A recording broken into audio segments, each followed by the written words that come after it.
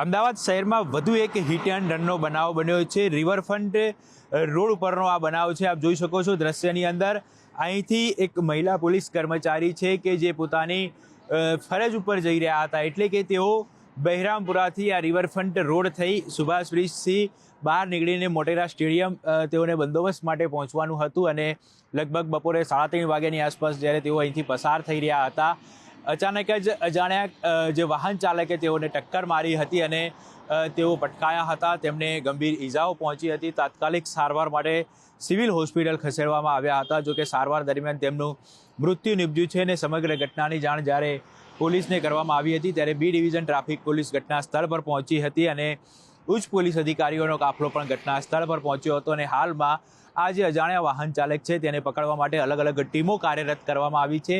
CCTV footage તપાસવાની કામગીરી શરૂ કરી દેવામાં આવી છે।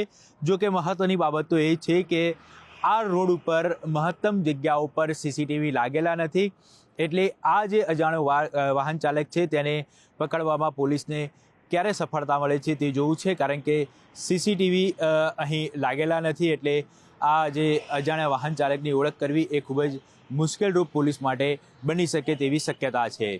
કેમેરામેન હરીશ શર્મા સાથે ઋત્વિજ સોની, news 18 Gujarati, Ahmedabad.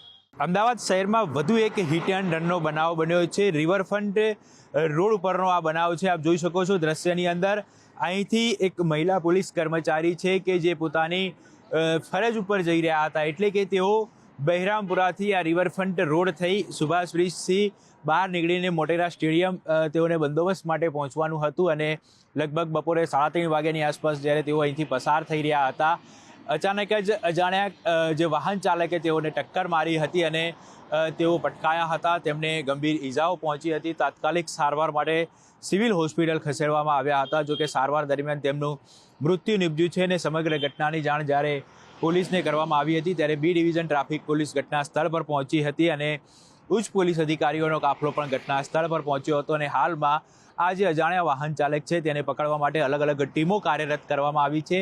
CCTV footage તપાસવાની કામગીરી શરૂ કરી દેવામાં આવી છે।